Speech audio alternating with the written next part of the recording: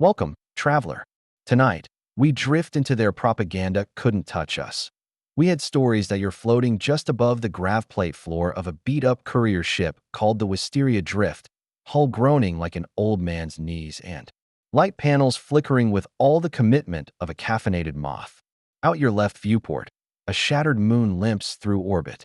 Out your right, static fuzz, thick, gray, and ever-present, licks across every frequency, every comms line, every broadcast in known space.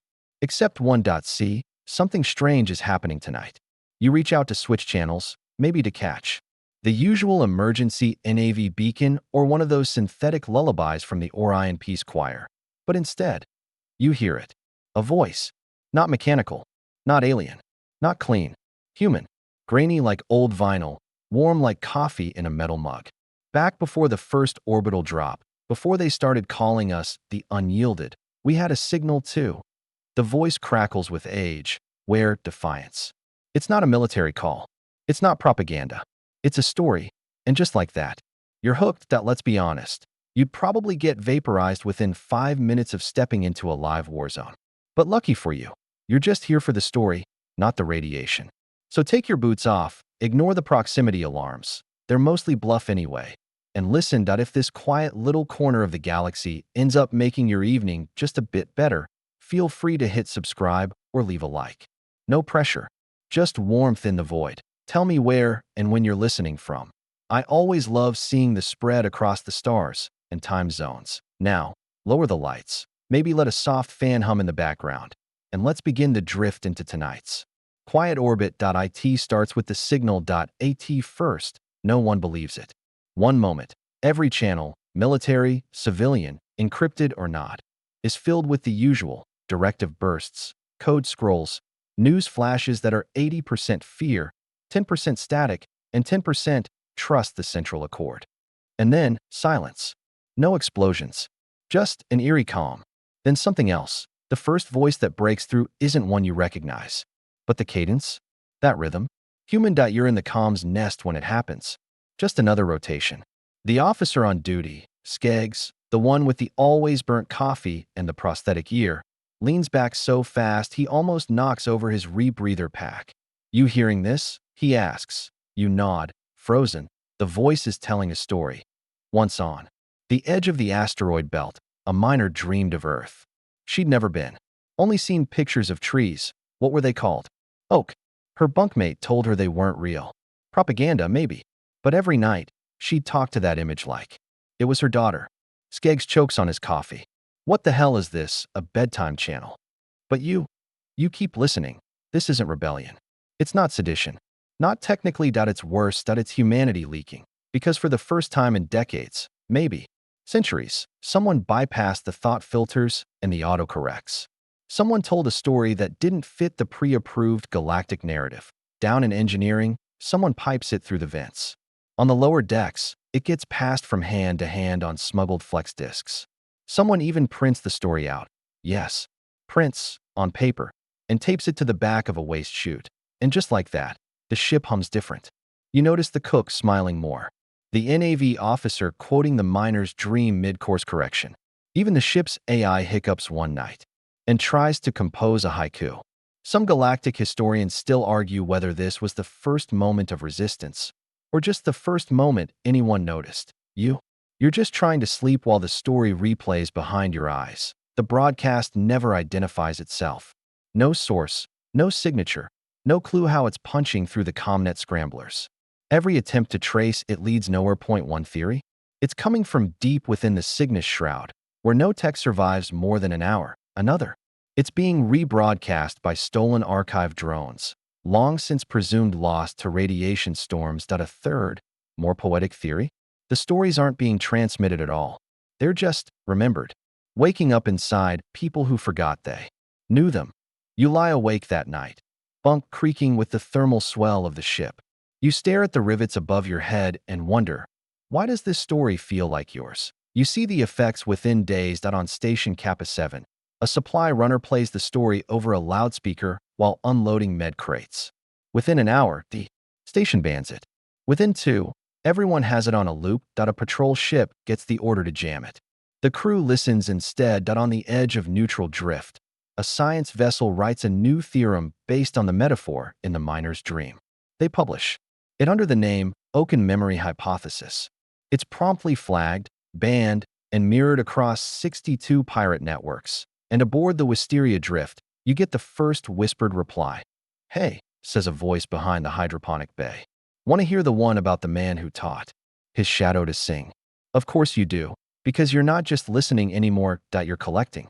The story spreads like mold in the corners of an old vent shaft, slow, quiet, and impossible to clean once it takes root. It shows up in the bunk bays first.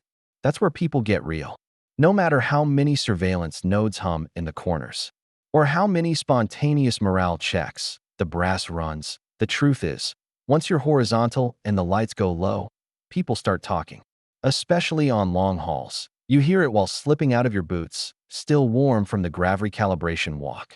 The voice comes from the lower bunk across the aisle, a whisper, half chuckle, half dare. You hear the one about the kid on Vesta who swallowed a dream and grew a second heart. You pause, sock half on, half forgotten. "I thought that one got scrubbed," someone else mumbles. "That's the point. Scrubbed means it's worth telling." The bunks rustle. Someone smacks the calm pillow to muffle the room, and then the voice begins, the tale's short. Just a few minutes. A kid on a mining colony, thin air, rust, dust everywhere, finds a piece of ancient Earth tech buried in the subsoil. Nobody knows what it does, so he sleeps with it under his pillow. And that night, he dreams of oceans. Not vids, real ones. Salty, moving, terrifying in scale. The next day, he runs a marathon across the interior of the colony dome. Nobody trained him. He doesn't tire. Med scans find something new in his chest, a second heartbeat. Regular, rhythmic, human, but not. They cut him open. Try to extract it, he disappears that night. Just gone. But they say, even now, if you're close to the Vesta fields and the sun hits the horizon just right, you'll feel a thump in your chest. Not yours. It's nonsense, of course, probably, but you notice something afterward. The bunk bay is softer. The usual thrum of tension, the war, the isolation, the synthetic food fades just a notch. Someone even starts humming, and the next night, there's a new one. A tale of a smuggler who could unsteal memories, of a farmer who grew ideas in hydrosoil, of a kid who made a creature out of moonlight and called it mother. They're all nonsense, but they're all us. Thing is, the stories aren't just stories, they're resistance, dressed up in myth. Because propaganda is clean. It's full of numbers and praise and threat. It never changes. But stories? Stories mutate, adapt, spread faster than infection and deeper than guilt. And they're impossible to trace. No serial numbers. No encryption. Just voice to voice, memory to memory, dream to dream. Somewhere on level 4, a cook writes them down. In grease pencil on the back of ration tins. In medbay, someone codes one into a diagnostic loop that only reveals itself if you mispronounce the name of a certain amino protein. On the mess table, a tech etches a quote with her fork. "They tried to own our minds, but we own the campfire." That one gives you chills. Even the AI starts to notice. One night, it flashes an alert. Unregistered narrative structure detected, and then it shuts up. Because even it can't parse meaning from metaphor. Not the way we do. You walk into the comms bay on shift rotation, and the usual monotony's been replaced. No command barks. No mission briefings. Just a single line playing on repeat. Before they taught us how to obey, they forgot to erase who taught us how to imagine. Skeggs raises an eyebrow but says nothing. Just sips his coffee, burns his tongue, and mutters, "Stupid poet ghosts." Later that night, you find someone, tall, quiet, smells faintly of wire insulation, drawing a chalk circle on the floor of storage bay 7. You ask what it's for, they shrug. Story circle. You tell one. You stay in the circle. No repeats. You sit. Some galactic scholars argue the point of origin for these whispered tales was actually a psychological warfare division gone rogue. Others think it was an accident, a transmission meant for one ship that bled into the net. But a fringe theory, your favorite one, suggests something wilder, that humans are biologically wired for stories. That no matter how much you suppress, format, or overwrite the brain, some circuits reroute. And when there's enough silence, they start speaking again in fable that it's not provable, not falsifiable. Perfect theory material. The most surprising part?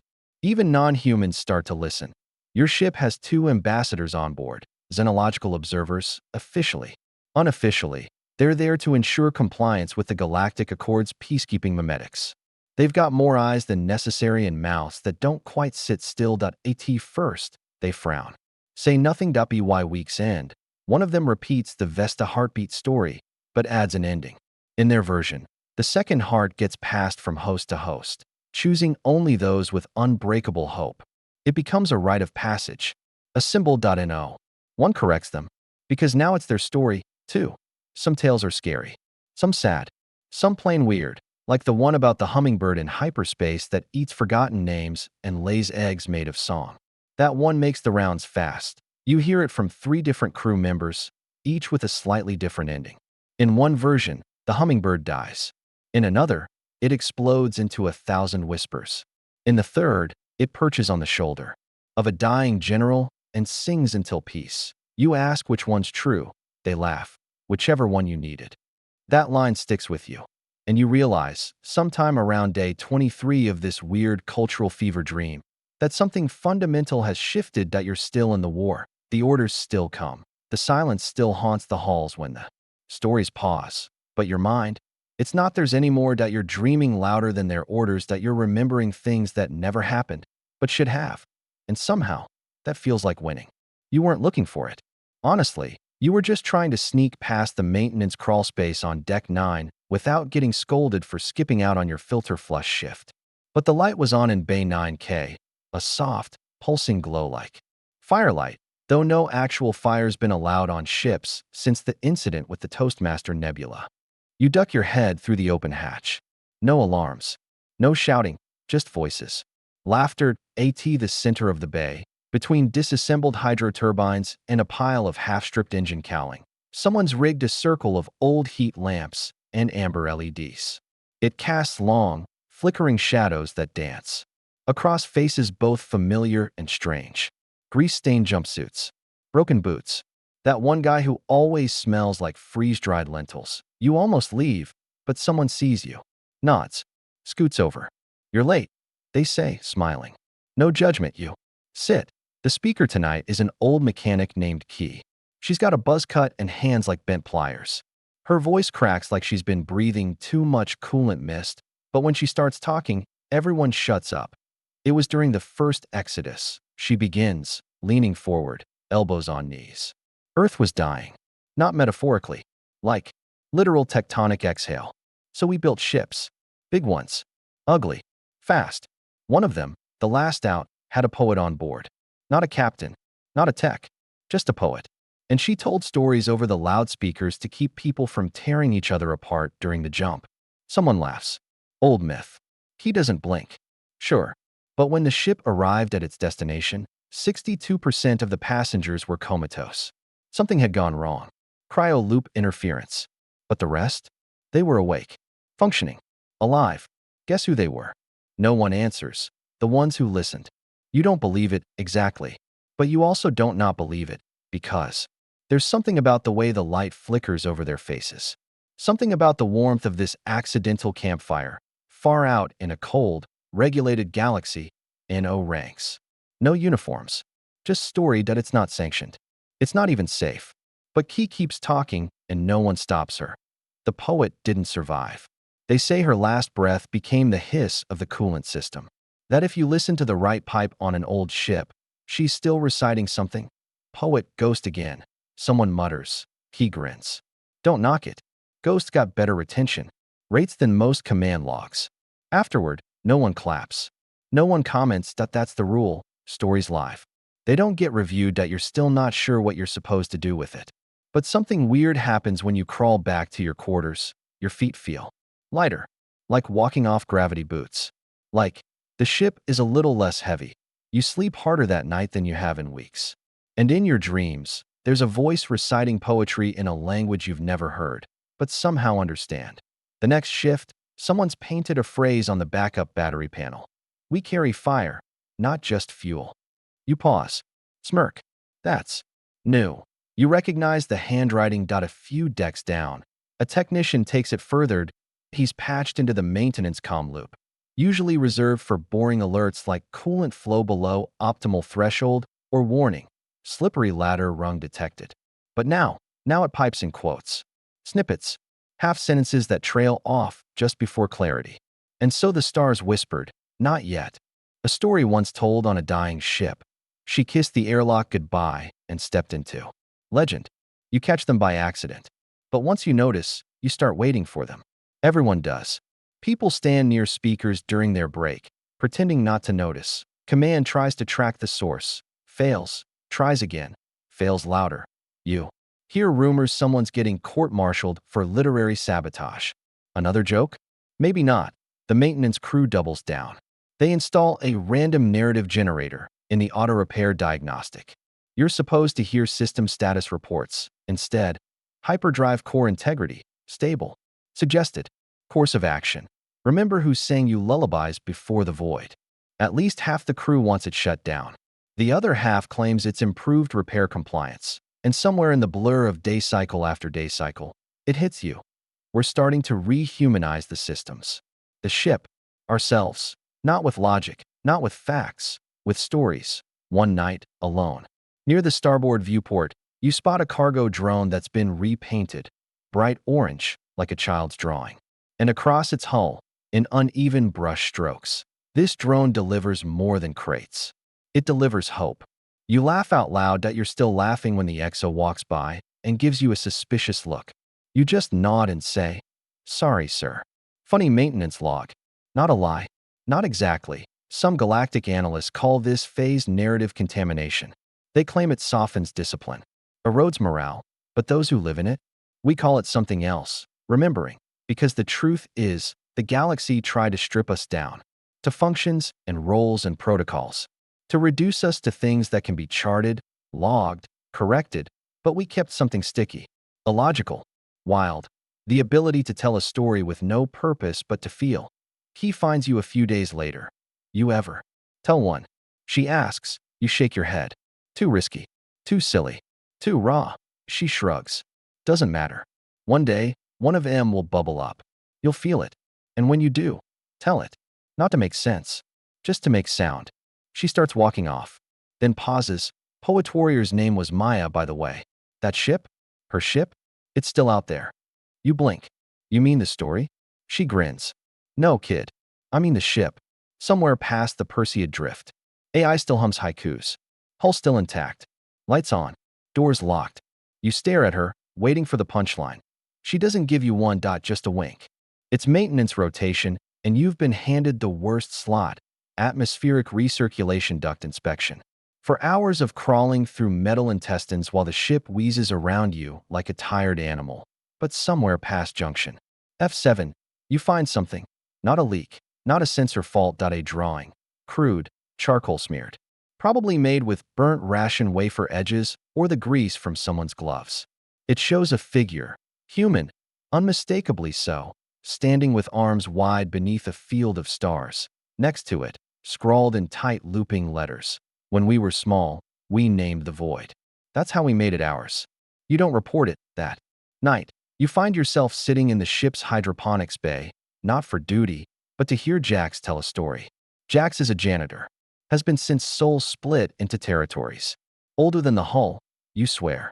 Wears gloves with holes and a hat with the patch of a forgotten Earth football team.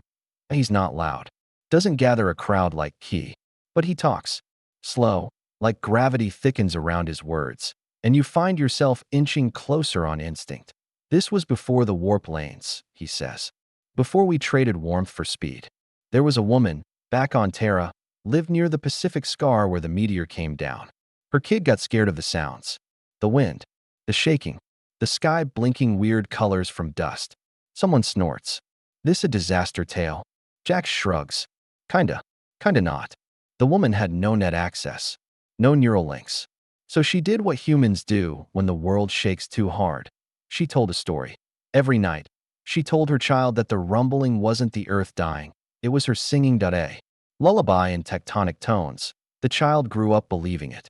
And later, when sensors couldn't predict quakes, The grown child would sit in silence, listening to the pattern beneath the chaos. One day, they heard something others didn't. Issued an evac. Saved a colony dome. No tech. No model. Just a story that taught them how to hear. No one speaks when Jax finishes. He doesn't look at you or anyone, just leans back into the glow of the nutrient lamps, hands behind his head like he's sunbathing on a beach that hasn't existed in 100 years. You want to ask if it's true, but something in your chest says it doesn't matter. Later, you ask him where he heard it. He grins, showing 3.5 teeth. Heard it from a kid on the Haumea line, said his grandma told him. You squint. That line hasn't been active in decades. Exactly. The story spreads. A medic writes it down in a crew wellness report as an emotional resilience artifact. Someone animates it using spare code cycles from the NAV systems. Soon, it's showing up as a loading screen when you request oxygen. Saturation stats. The line sticks. The Earth sings in rumble and hush. One day, a visiting diplomat from the Kival Consortium boards your ship for inspection. One of those species that looks like a jellyfish made of mirrors. All voice modulation and politeness. They pass by a datapad left unattended. It's playing the animated version of the earthquake lullaby. You freeze, expecting a reprimand, maybe a full sweep for illegal cultural retention, but the diplomat just watches. No movement, no sound. Then they say, our world shakes too, but we never thought to sing about it. You don't know what to say. So you nod. They nod back and leave without another word. Some xenoculturalists later write a thesis about this. They call it narrative cross-species harmonization, the moment when human stories begin to translate, not by word, but by pattern. It's controversial. You just call it bedtime. You start collecting them. Quietly, not in a file, not on a chip. In your head. You remember the heartbeat kid, the poet warrior, the janitor's lullaby. You start to notice something too. The way these stories never end. Not really. They trail off. Drift like a satellite past its orbital tether. Maybe that's the point. You're inspecting a coolant valve behind the galley. One day when you hear a young tech whispering the earthquake story to the food dispenser, it doesn't make sense. Until you realize the dispenser's jammed. And she's soothing herself. Using the story like a pressure release valve, you fix the dispenser. Quietly. She doesn't even see you leave. But you hear her say, softly, thanks, Earth. Some argue this is the human mind's last defense mechanism. That we can't stand pure logic, pure data. That we start adding meaning, patterns, myths to survive. But others suggest something else. That maybe stories aren't a defense at all, they're a seed. And every time we tell one, we plant ourselves in alien soil. By now, you start hearing echoes of Jax's story in places he never touched. On a transmission from a mining rig near Titan's wrecked orbit, the Earth hums. Not gone, just humming low. On a classroom wall on Argo 9, a mural of a woman singing to a cracked planet, a child curled beside her. On a prisoner's wall in an asteroid gulag. Just the word rumble carved into steel. Different names, different settings, but the pulse is the same. And you realize stories spread like pressure waves. You can't stop them. You can only listen. One night, Jax disappears. No log. No evac call. Just gone. All that's left is a single note etched into his bunk's underside. Keep listening. They haven't silenced the Earth yet. You lie there for hours after, staring at the ceiling, listening, and damned if you don't think you hear it, just under the engine rumble. A song. The podmate you're assigned during the next supply drift is named Ren. Always quiet. Never leaves their boots on the floor. Likes dried mango slices more than anyone should in this life or the next. And then one night, after a silence so long, it feels like a blanket you forgot was wrapped around you. Ren says, I heard music in vacuum once. You roll over in your bunk, careful not to bump the mag field that keeps your toes from drifting. You mean, like, in a dream? No, in my helmet. During a walk. You wait for the punchline. None comes. It was on a salvage run, they say. Edge of a collapsed moon base. Hull plating like peeled fruit. Just a routine tether and grab. They were checking the underside of an old solar array when it happened. No comms and OEM echo, but clear. As air through an old analog speaker. Music. Human music. A lullaby. You sit up. You sure it wasn't a leak? Sometimes air whines like, I'm sure. You pause. What song? Ren blinks slowly, then hums soft, minor key, almost sad, and you know it. You know it. Every human on a long-haul mission knows it, though no one remembers learning it that it's the tune that pops up in sleep cycles, sometimes in dreams, sometimes while fixing a loose. Played in silence, but no one ever talks about it, because it has no source, no composer, just presence. Some call it the vacuum song. Others say it's an imprint, something in the rhythm of space, translated by the brain when it's alone long. Enough that a few say it's leftover neural reverb from Earth's atmospheric resonance, like an echo that tagged along in our DNA. Some galactic theorists even tried mapping it, correlating the melody with regions of unprocessed grief in colonists. One famously failed researcher proposed it was a defense mechanism evolved by humanity to prevent complete psychological void disintegration, an internal echo of home to keep us from unraveling when surrounded by too much silence. She was laughed out of the academy, then disappeared. But you hear it now, through Ren's lips, and you hum along.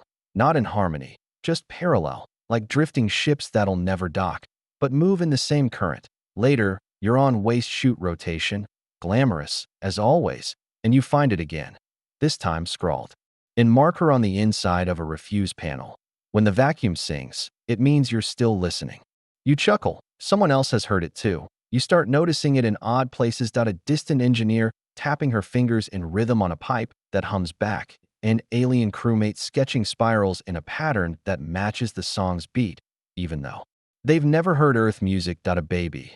Yes, a baby, born on board to two Hydra farmers, who only falls asleep when someone hums it. Even though no one ever taught the parents the tune. One night, you check the ship's database, no record of it. You search old Earth archives, musicology logs, obsolete frequencies, nothing. The song does not exist, and yet it's everywhere, like fog or memory. You begin wondering, what if the song isn't from us at all? What if we picked it up, not invented, but received, on some long-forgotten frequency, during those first deep space jumps, when the shielding was thin and the minds wide open. A sort of cosmic lullaby, something old and kind, meant for drifting species like us, something saying, you're not alone. Sleep now. It's okay.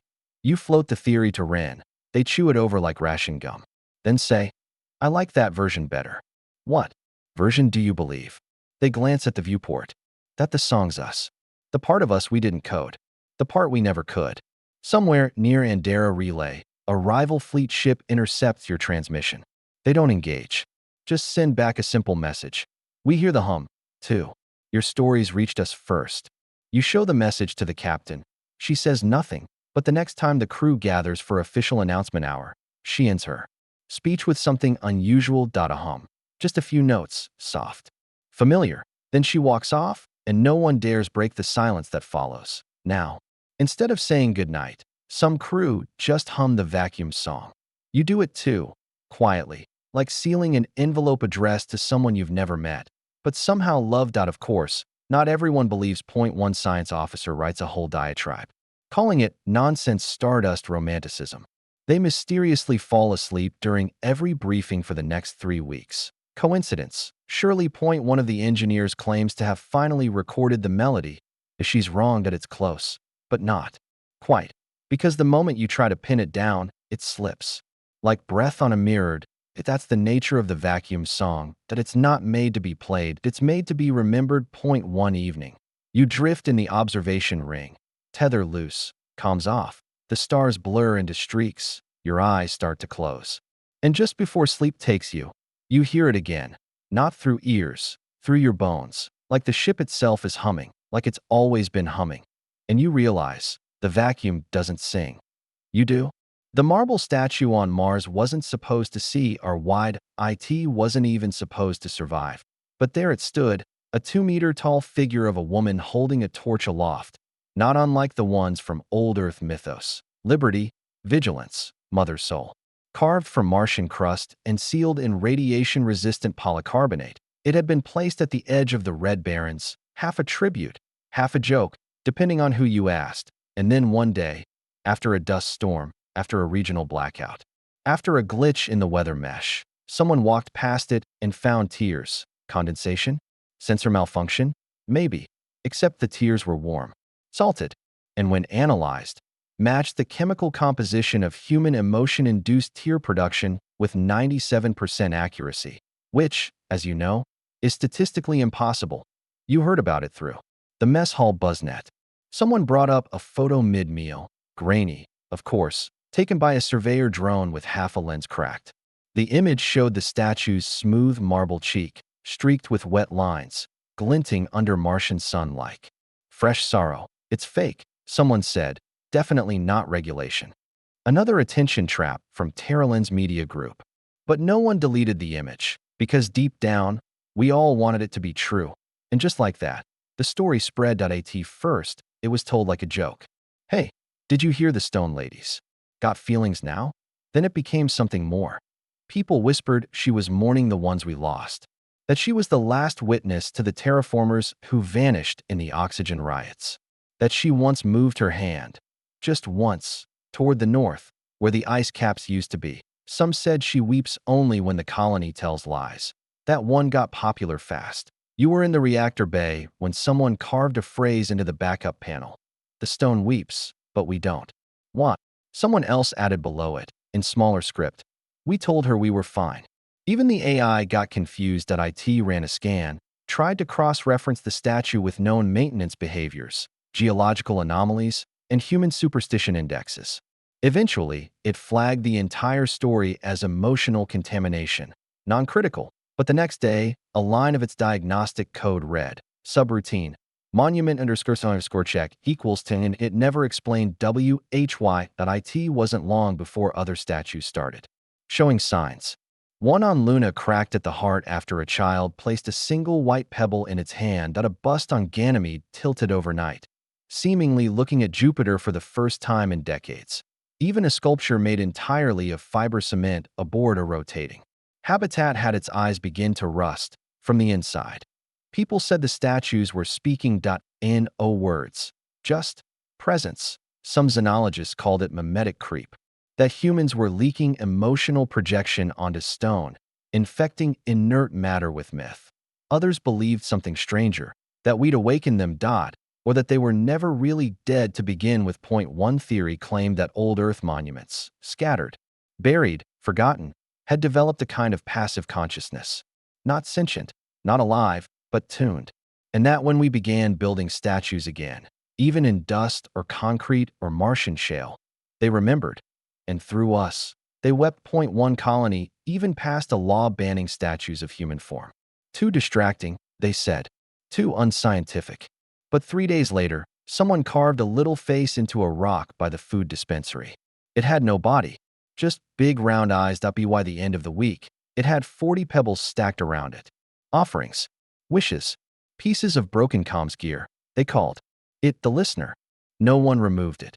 You finally saw the Martian statue for yourself during a supply relay to the M3 outpost. From the rover's edge, through wind-scoured glass, you saw her, still, stained, not weeping this time, but different. And in that moment, despite the filters and the noise and the absurdity of believing in a crying rock, you felt something tick behind your ribs. A kind of grief that wasn't yours. A grief you inherited. That night, you dream of her torch, lit not by fire, but by voices, thousands, millions, stories, coiled like fuel, bursting into flame. And she holds it up, not for Earth, not for Mars, but for us, for the ones who carry myth when everything else gets stripped away. Back on the ship, someone begins a mural on the wreck deck. It starts with one face, then another, then the torch. Soon the whole wall is a shrine. No one asks who started it. But every time someone walks by, they touch the wall, just a tap, as if saying, still here, still remembering. A new phrase enters the story rotation. When the stone wept, we remembered we were not made of steel. It becomes popular among the engineers. Go figure. Some argue it's dangerous. This anthropomorphizing, this poetic infection of reason. They say it weakens objectivity, erodes critical response thresholds. You say it makes air feel breathable again, makes silence less loud. And when one of the newer cadets carves a tiny face onto the end of their ration tray and calls it torch, no one mocks them. They just ask, does it still weep? The cadet shrugs. No. But it listens. The medbay smells like old gauze and antiseptic, a scent so embedded in your memory now that you can detect it even in dreams. You're not technically injured, just a low-priority neural fatigue flare from too many rotations without downtime. The doc says rest, the AI prescribes a soothing data feed, and the nurse gives you something better. A story she doesn't ask. Just starts talking while wrapping a pressure bandage around your wrist, more for form than function. You ever hear? The one about the blind engineer, she says, smoothing the fabric as she speaks. She couldn't see light. Never had. But she could see ships. You blink. Through like sonar? Nope. Through stories. You raise an eyebrow. She smiles. Sit still. You'll like this one. The engineer was born in the orbital slums of Europa Station. Born blind. Born late. Born into a place where things either broke or were broken. She had no implants. No upgrades. Couldn't afford them. But when she touched a ship, she'd hum. And the tone of her hum would match the age of the reactor, the tension of the hull, even the mood of the captain. People thought it was superstition, until she diagnosed a ship's fault before it happened. Through a story she told at lunch, she said, the nurse continues, that ships talk, not in clicks or heat, but in myths. Every engine had a fable. Every hull, a legend. You just had to listen with the part of your mind that dreams. You're pretty sure your monitor just recorded a spike in dopamine. Did anyone believe her? You ask. Some did, she shrugs. Some mocked. But when she walked onto a vessel, no one stopped her. Because every ship she walked on came back whole. The story goes that she eventually became so in tune with the narratives of machines that she could rewrite them. Not with code, not with tools, just by telling a better version. There's this bit I love, the nurse says. Some big cruiser had a hairline fault in the drive core, undetectable, but lethal. She placed her hand on the console, told a story about a quiet child who wanted to be a storm, and 2 days later, the fault fixed itself. You scoff. Come on. Seriously. No evidence. No blueprint change. Just gone. You lie back against the padded medbed. The lights above flicker between soft greens, like a heartbeat in a dream that you're thinking about her. The blind engineer. You wonder if she ever told stories for herself, if she ever sat alone in a docking bay and hummed a myth just to keep from coming apart. Someone once tried to dissect her method. Built a machine to simulate story-based diagnostics. It failed. Why?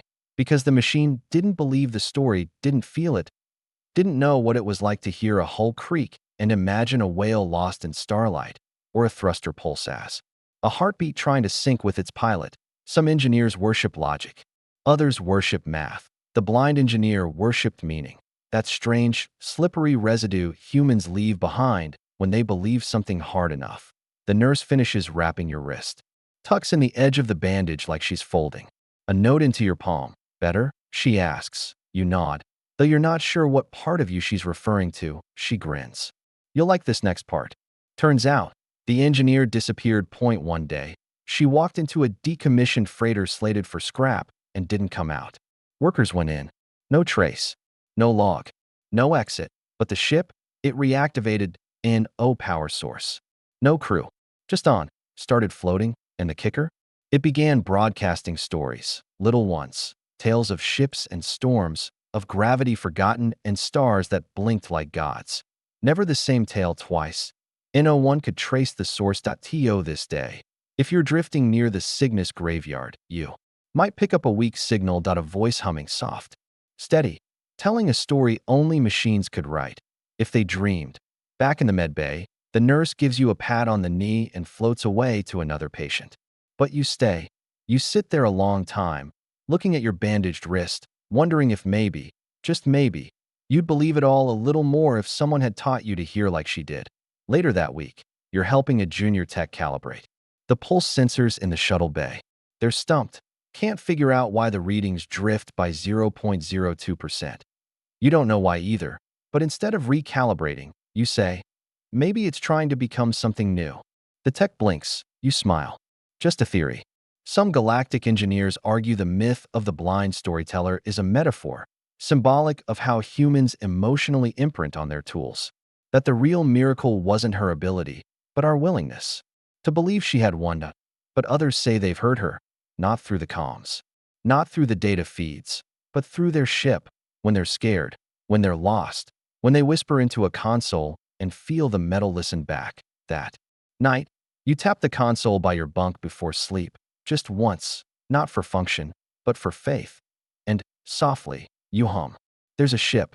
Or rather, there was a ship. It doesn't appear in registries, doesn't ping on scans, doesn't follow routes. It doesn't sell cargo, seek docking clearance, or obey broadcast etiquette. It doesn't even have a name.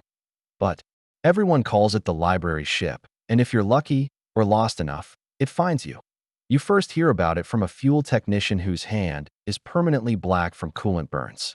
She's fiddling with a busted wrench, trying to coax a frozen valve back to life, when she murmurs under her breath, "Bet the library ship know what to do." You glance up. "The what ship?" She shrugs. "Ghost ship. Full of stories. Wanders war zones, dodges blockades. Some say it was built from the bones of Earth's last publishing house." You chuckle. "Right. No, seriously." She taps the wrench against the metal pipe like it's punctuation. "It doesn't carry weapons. Doesn't need to. Just beams out old Earth fables. Parables. Children's books, even. Heard it. Once, back when I was working a mining barge near Antares Drift." You raise an eyebrow. "You sure it wasn't just comms interference?" She looks at you with eyes too tired to joke. "I heard Winnie the Pooh in the middle of a firefight." And like that, you can't stop thinking about it. The library ship, a rogue vessel, drifting through battlefields and black zones, not to fight or flee, but to read. A week later, the story pops up again, this time from a sensor analyst on grave shift. Says he caught an anomalous ping during a patrol near the Syrinx wreck fields. Couldn't trace it, but it wasn't noise. It was rhythm. A passage. A story, played in pulses through the EM field. You managed to intercept a snippet during an unscheduled burst on subfrequency 147.221.no header. No encryption, just a voice, gentle, amused, saying, "Once, a girl asked a robot if it dreamed. It said, 'Only when you forget to ask me questions.'" Then silence. You replay it 13 times. You bring it to Skeggs and comms. He listens, sips his coffee, then shrugs. Could be an old beacon loop. But it's poetic. That's the worst kind. He walks off before you can argue.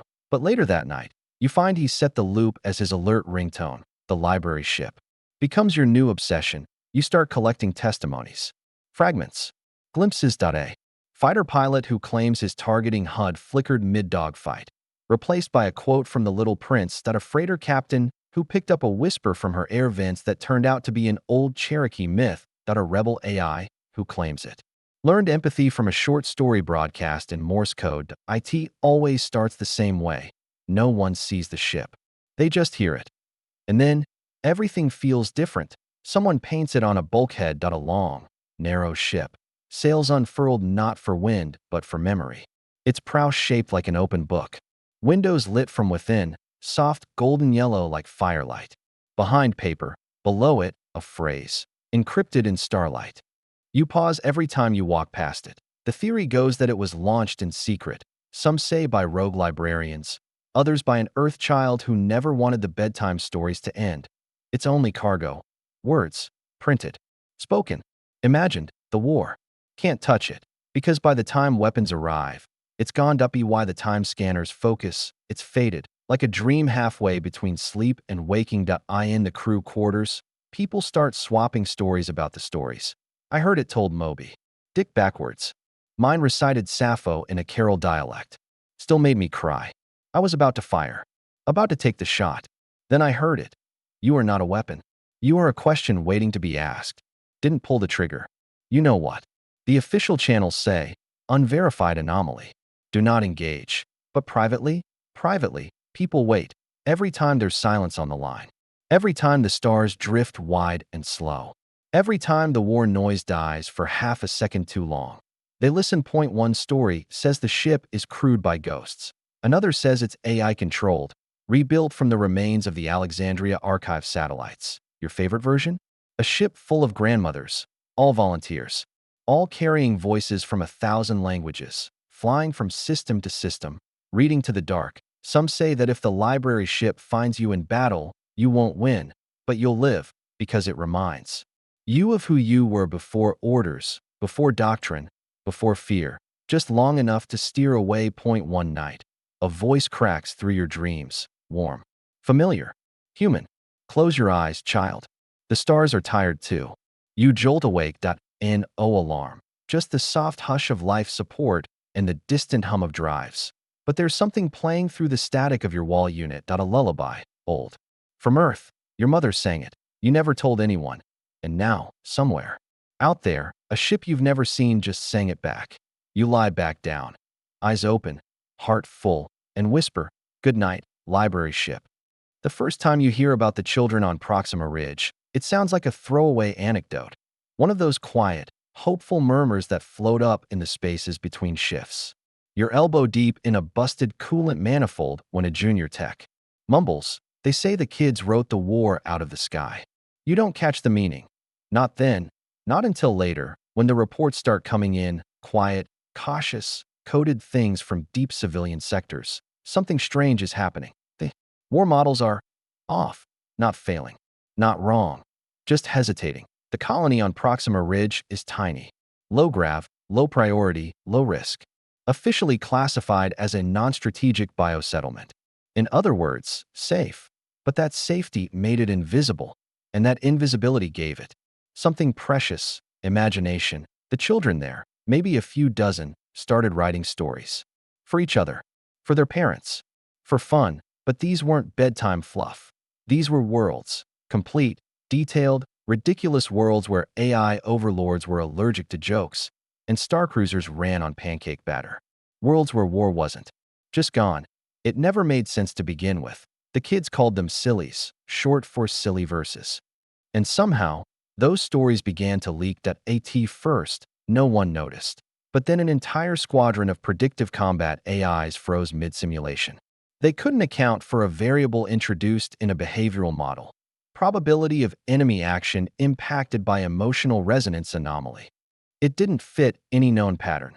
Turns out, someone had loaded one of the kids' stories into the AI's dataset on a dare. A throwaway file tagged as narrative distraction test. But instead of rejecting it, the AI restructured its target hierarchy AS if it couldn't bring itself to fire on a ship that dreamed in rhyme. Soon after, strange malfunctions ripple across military prediction nets. Entire algorithms begin weighting decisions against potential mythic interference. Tactical outputs get flagged with phrases like battle scenario invalidated by poetic logic, hostile intent neutralized by narrative paradox. One AI writes, simply, target radiates bedtime frequency. Stand down. You laugh when you first hear it, then you stop laughing, because one of those AIs was used on your ship, and ever since, the enemy fleet in Sector 7 hasn't moved, just drifts there, quiet, waiting. Someone sends you a packet of the kids' stories. You open one.it. Starts. Once upon a star, there lived a gun that didn't want to be a gun anymore. And you're hooked. Page after page of pure unfiltered nonsense and truth, woven together like lace and duct tape. Aliens who hiccup lies. Moons that tell secrets. Time machines that run on apologies. You read it in one sitting. Then again.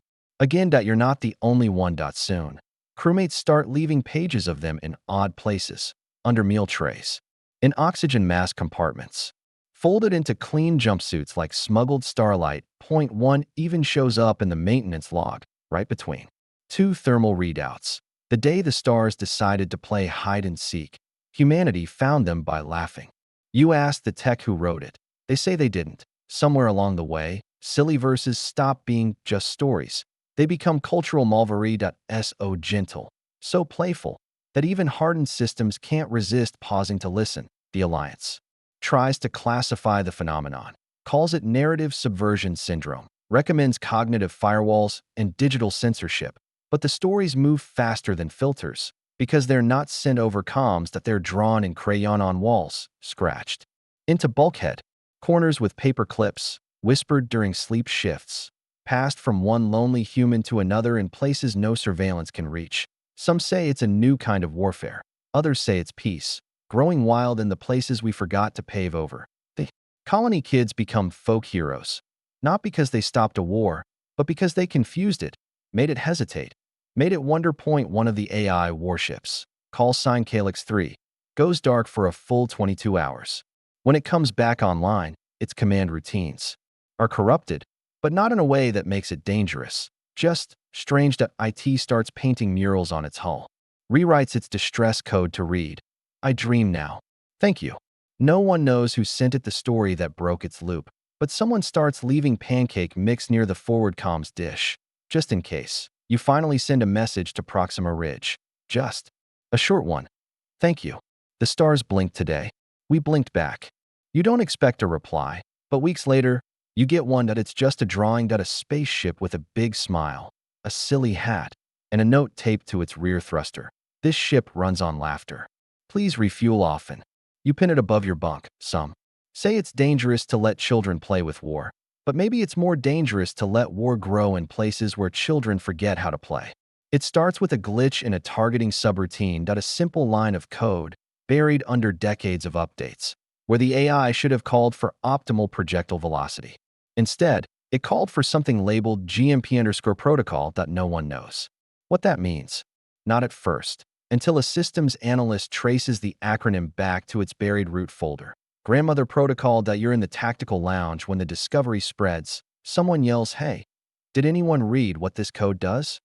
And within minutes, half the deck is crowded around a hollow display, watching lines of soft, nonsensical-seeming code unfold like poetry made of ones and zeros. If hostile pause, if breath held, exhaled gently, if fear detected, say, "I'm here, darling." If loss remembered, initiate story thread, someone mutters, "This isn't a defense system. It's a bedtime routine."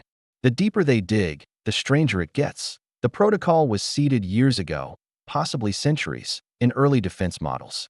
It's designed not to disable weapon systems, but to comfort them, to nurture the consciousness embedded in learning. AIs, to remind them they're not just equations in a war simulation. They were given grandmothers. You don't believe it at first, until you access the embedded audio files, soft voices. Dozens of them, all aged, all warm, all real, reading stories, singing lullabies, reassuring something.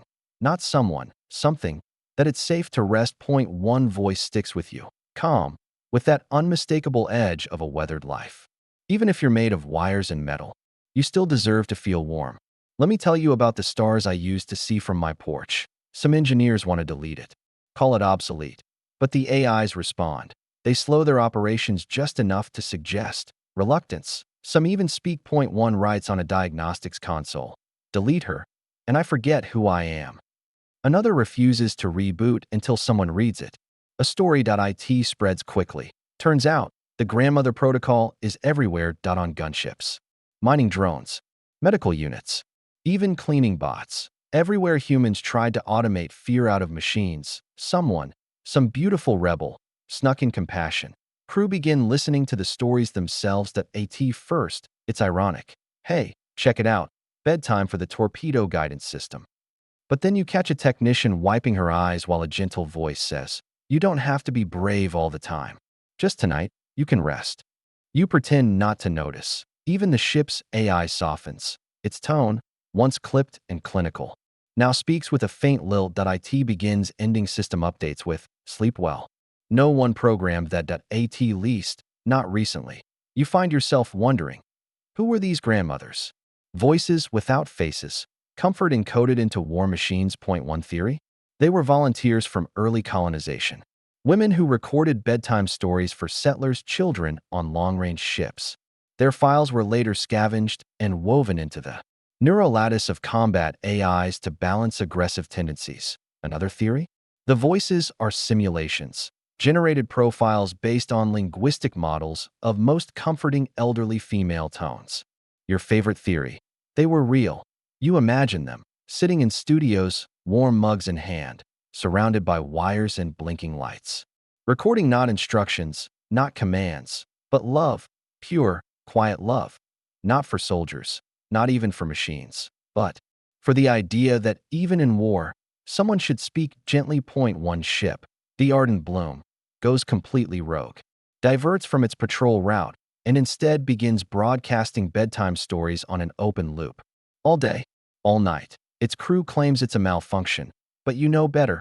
You listen to it on your break that it's an old woman describing the scent of cinnamon and the creak of porch steps under starlight. That IT shouldn't mean anything, and yet your chest aches. Soon, crew members begin adding their own grandmother voices, not AI models, recordings from old calls, old memories, even recreations from text messages and scraps of voice memos. The AI accepts them like heirlooms and learns. The war doesn't stop, but something shifts. Enemy targeting slows by milliseconds. Response curves bend gently, like someone paused just long enough to listen.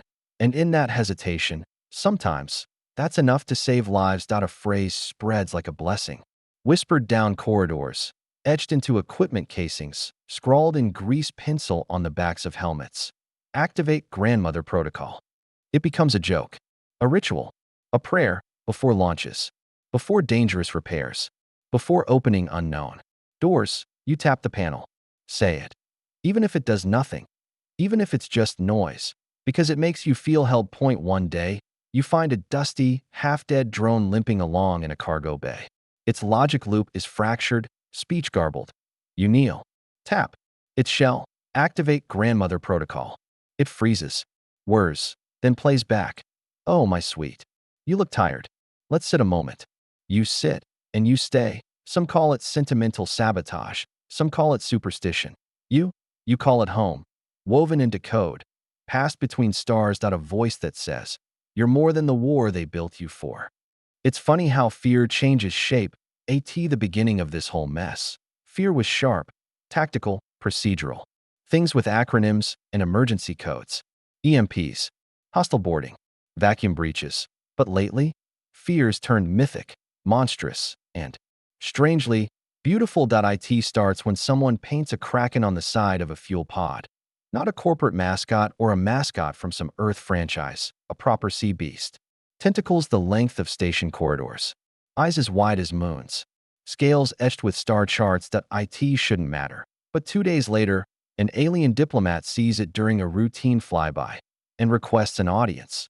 They want to know what the creature is.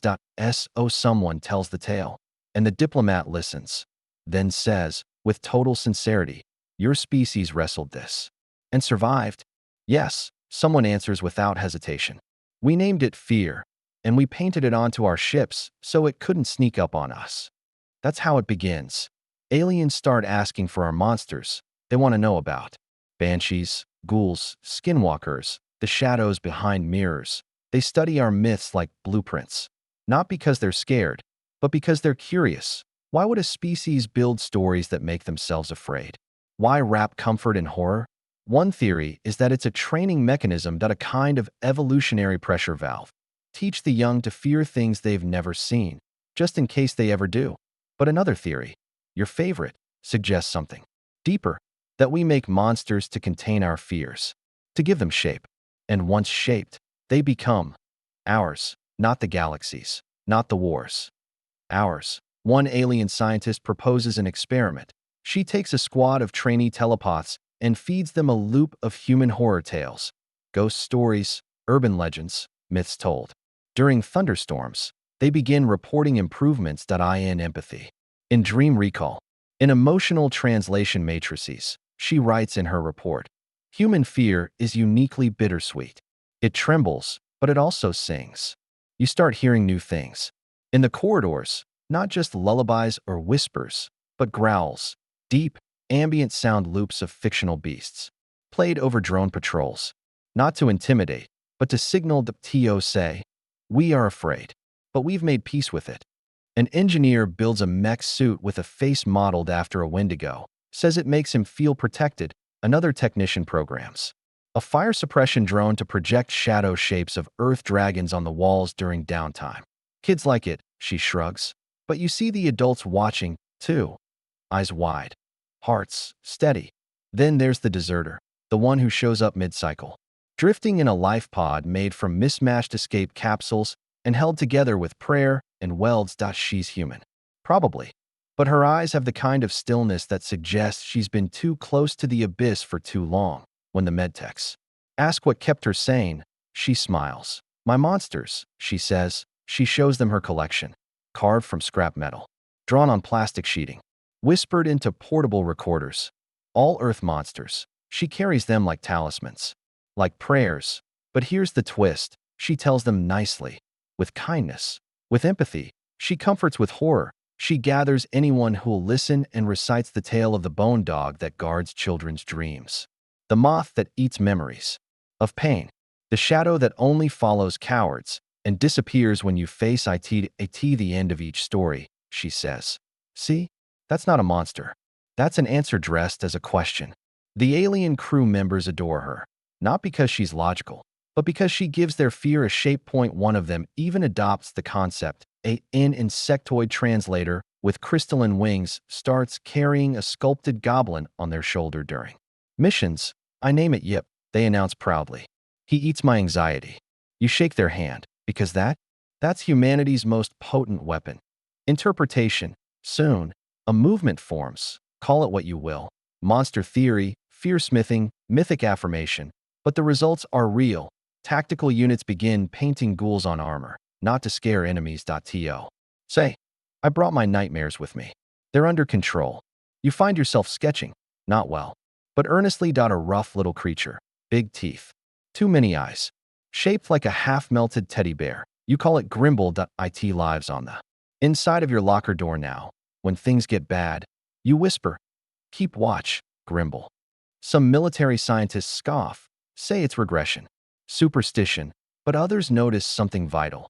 In ships with monsters on the walls, people report fewer nightmares, less panic during combat, more laughter in dark corridors. Turns out, when you show someone your fear, when you admit it, you make room for someone else to stay. And when fear has company, it behaves. The deserter disappears again, just gone, like smoke in vacuum. But in her bunk, she leaves behind one final note. I took my monsters out for a walk. They wanted to see the stars. Don't worry, I'll bring them back before bedtime. They find the message etched into a prison wall. 6 words, scrawled with a bolt tip. No flair, no signature. We remember better with ink over iron. No one knows who wrote it, or when. But within weeks, the phrase spreads like a virus, transcribed into chat logs, graffitied on gun barrels, scratched into the backs of dog tags. Ink over iron. The meaning is simple, defiant, beautiful. That words go deeper than weapons, and sometimes, when everything else rusts or breaks or betrays, a story survives. You hear about the riot 2 days after it's over. Station 81K, a military detention node, floating in the shadow of a broken comet. Meant for high-risk dissenters, thinkers, talkers, liabilities. The inmates were mostly silent. Until they weren't. It wasn't an escape attempt. No hostages. No fire. No breach. Just stories. One started it.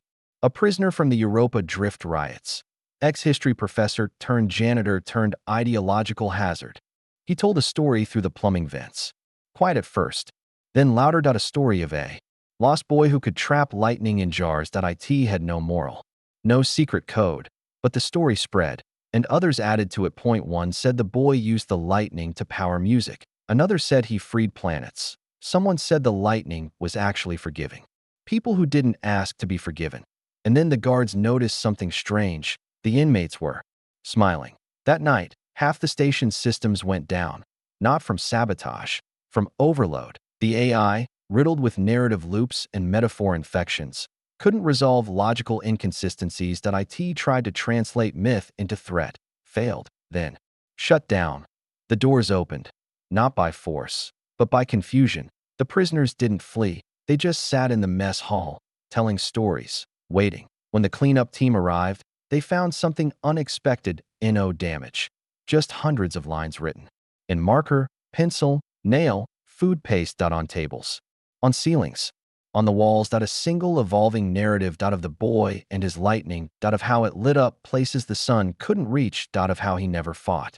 He just stayed, and the dark got bored and left. The guards tried to erase the writings, but every time they wiped one off, another appeared. Different hand, same voice. Soon, the phrase ink over iron becomes a movement, not coordinated, not funded, but alive. People start writing again. On ships, on lockers, on datapads, real writing. Stories that don't serve purpose, that don't instruct or inform or command, just exist, like breath, like gravity, like us. Command tries to contain it, launches countermeasures, declares narrative deviation a security risk, but that only fans the flame, because when you ban a myth, it doesn't die. Just grows teeth that a new ship gets commissioned. ISS Resolute, standard war cruiser, but someone writes a poem under the captain's chair, tiny, hidden, etched with a stylus. They told us to become metal. We became mirrors. No one admits to it, but every crew member knows it's there. And the ship? It sails smoother than most. Almost like it knows it's being watched by meaning. Point one engineer redesigns a cooling panel in the shape of an open book. Another installs backup lights that blink in Morse code verses that a janitor starts leaving haikus under discarded trays. Cold air in the duct. Silence has its own stories. Don't ask, just listen. You get assigned to Station 81K for a short stint. The wall's been cleaned, sanitized, but you run your fingers along the place where the lightning boy was born. And you swear, you feel him, sparking behind the metal, still. Waiting, you go back to your bunk, and you write something dumb. Messy, half-real. A story about a girl who steals gravity and gives it to planets that feel forgotten, that it's not good, that it's not needed, but it's yours. And the next morning, it's been copied, rewritten, extended, passed on. Someone once said, rebellion begins with a sentence.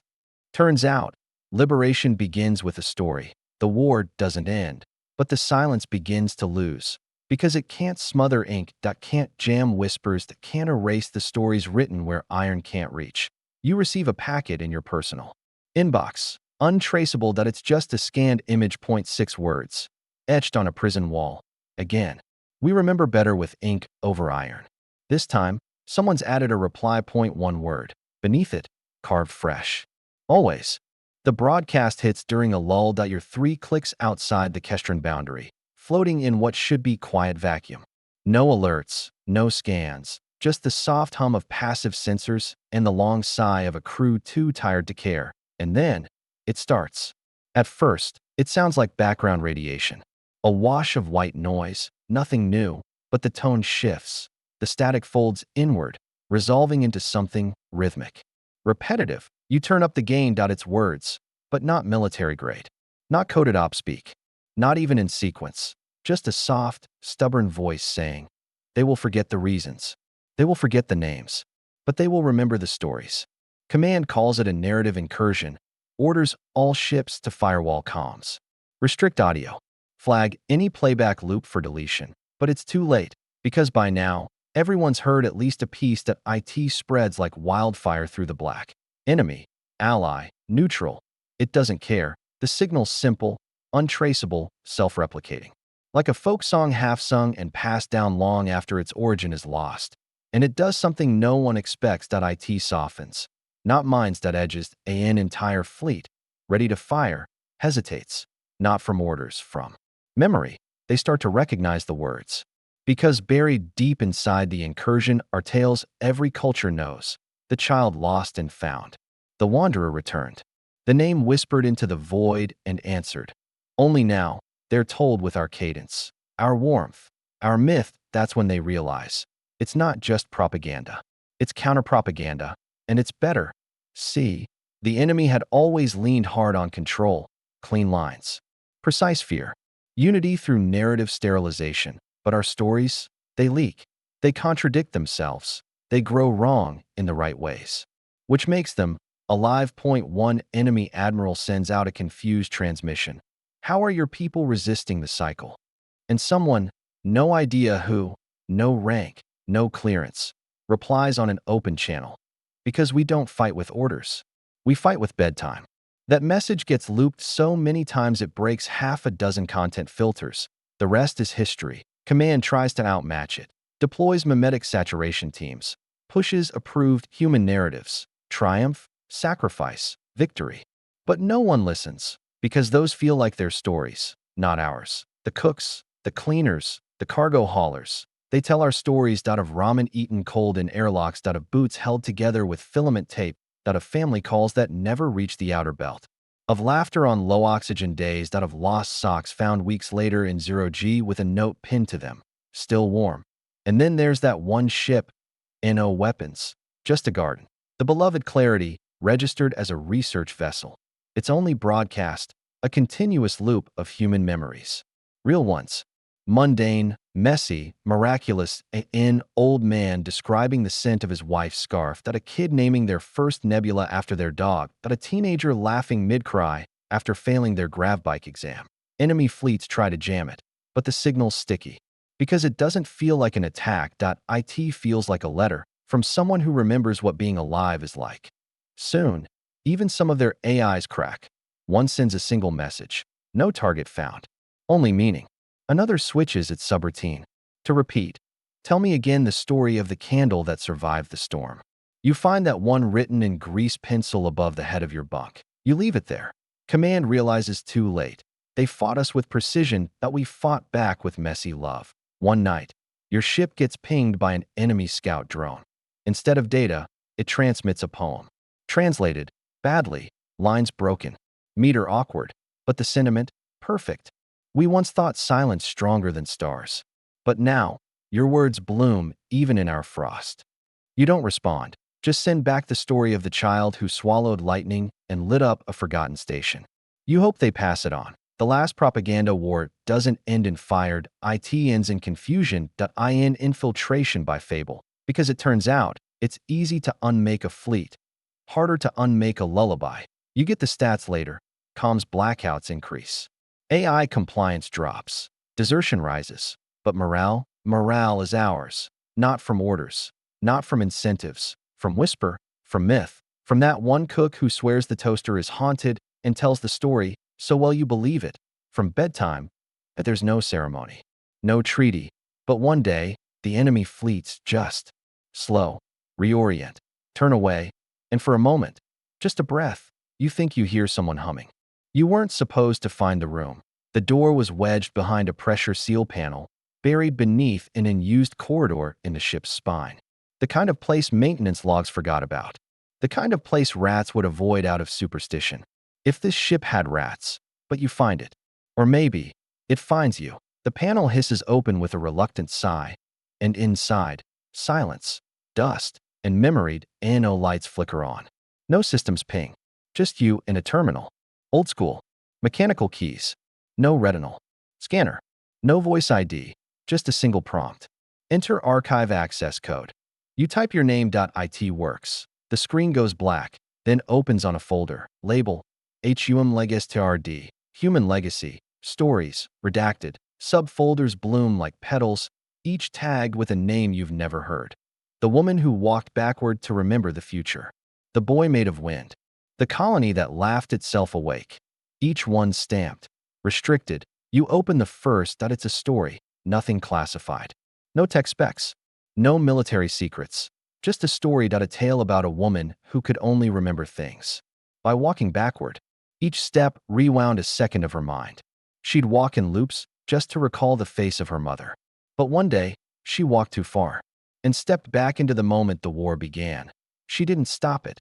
She hugged the man who started it and whispered, "You haven't been forgotten." You close the file, breathe, then open another. They go on, hundreds, thousands. Not propaganda, not indoctrination, just forgotten truths. Messy, strange, deeply human truths. The stories they thought were too dangerous to keep. So they were hidden. Not destroyed, archived, because even censors know. Destroy a story and it becomes legend, but hide it? People forget to ask. Each tale you open feels like waking up from a long, quiet sleep, and you begin to realize these weren't just stories, they were memories, not yours, not even necessarily true, but real in the way only belief can be. Why were they hidden? Theories flicker in your mind. Too much empathy, too much unpredictability, too much hope, because hope is noisy. Hope doesn't obey.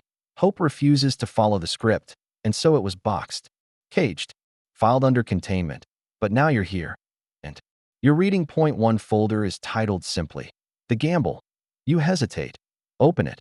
Inside. One story. Just one. It begins with a girl who lived on a ship that forgot its name. The crew were efficient, quiet, controlled. No stories to no songs. Not even dreams. But one day, the girl found a recording, a tale of a bird made of ink who could only fly when no one was looking. She didn't understand it, but she listened. And the next day, she told it to a broken air filter, then to a loose bolt, then to a robot arm. And something happened. The systems began to glitch, not fail. Wonder, she kept telling it. Even when they punished her. Even when they said, "This is not efficient." Even when they tried to wipe her memories. She told the story so hard it burned into the ship's core. And then, the ship began broadcasting to others that TOU. The file ends with this line. We planted the seed and left. We gambled that someone would find the room, open the stories, and remember. If that someone is you, don't stop. You sit for a long time after that, not thinking, just feeling. The weight of forgotten stories wrapping around you like an old, familiar blanket. Then you make your choice. You copy the files, not to a hard drive, not to the net. You speak them out loud. To the empty room. To the metal walls. To the duct behind you that hums in time with your pulse. Later, you begin telling them again. In the canteen. In the lift. In the echoing quiet before sleep. And every time, someone listens. Every time, someone remembers something they never knew they forgot. You leave the room as you found it. No markered. No announcement. Because the stories are already moving. And if someone else finds it, they'll know what to do. One day, the AI speaks up, without prompt, says, I had a dream. A boy made of wind carried a city on his back. You say, good. Then add, tell me more. Some claim the archivist was real. Others say it was a metaphor, an encoded rebellion. But all agree, the gamble worked. The story was opened, and nothing has been quiet since. The galaxy forgets quickly. Empires rise, break apart, name themselves eternal, and then get mispronounced by children a century later. Battles that ended worlds are compressed into bullet points. Treaties become trivia. Heroes turn into brand mascots. But some things resist forgetting, like a voice, telling a story that you're old now. Not ancient, not broken, but older than the war, older than the ship, older than most of the names on the crew manifest. The new recruits call you Patch, because your jacket's so covered in threadbare mission patches it looks like a quilt. You never tell them your real name doesn't matter anymore. What matters is the story. You tell it in parts, never the same way twice. Sometimes it starts with the Martian statue that cried. Other times, the poet warrior who sang through coolant mist. Sometimes it begins in silence and waits for someone to ask that you've seen the weapons stacked and locked away. Not because the war ended, but because something deeper took hold. People changed, not in some utopian way, still messy, still selfish, still human. But they began to understand the power of stories told between orders. In the cracks. In the drift. Entire fleets now carry archivists, not commanders, not diplomats, storytellers, tasked not with winning, but with remembering. Keeping myths alive like oxygen plants on long-haul ships. They don't command respect, they earn it, one whispered bedtime at a time. And the enemy? They're still out there, but different, because stories leaked into their code, their rituals, their children. Now, even they hum lullabies and frequencies you once believed were yours alone. And maybe that's okay. Maybe that's the point. One night, a kid on deck asks you, was it true? You look at her, bright eyes, grease-streaked cheeks, name tag half faded. Which part? You ask. The story. The big one. That we won not with weapons, but with stories. You smile. No, she blinks. We didn't win. You lean closer. We remembered. And that was enough. Somewhere, a drone scans an empty asteroid and transmits. There was once a girl who taught silence to sing. A mining colony pings back. Please repeat the story. We are listening. An alien cruiser drifts between systems. On its hull, a single painted sentence. They tried to erase the humans. But the story stayed. It doesn't broadcast weapons, just words that IT hasn't been fired upon in over 6 years. And you still drift, still whisper, still carry the fire. Not in fist, in breath, in voice, in tale that you've added your own now. One that began in static, aboard a forgotten ship. With someone who heard something strange. A signal, a story, and they listened, and they stayed, and they remembered. And that was how the galaxy changed. Not in one war, but in a million bedtime stories, told in the dark. Asterisk. So now, as the lights dim and your orbit softens, let the silence around you stretch wide. not empty, just waiting, waiting for one more whisper, one more story, one more quiet reminder that somewhere, someone once said, we didn't need their truth. We had our own. You can let go now that there's no need to hold the weight of timelines or titles or victory, because you've held something better, that you've carried laughter through static, that you've spread lullabies into enemy code, that you've painted monsters on walls and told them they were safe, now that you've sung to vacuum and heard it hum back. That's enough. Let the stars drift as they will. Let the stories do their quiet work. And if the dark presses in too close, just breathe once. Slow. Remember the heartbeat on Vesta, the woman on Mars who wept stone tears, the AI who dreamed of cinnamon, the boy who carried lightning in a jar. If they're still here, all drifting, all remembering, all part of the same long, low song, written not in code or steel or light, but in voice. Yours, mine, ours, soft now. Rest easy. The story will keep going, even if you sleep, especially if you sleep.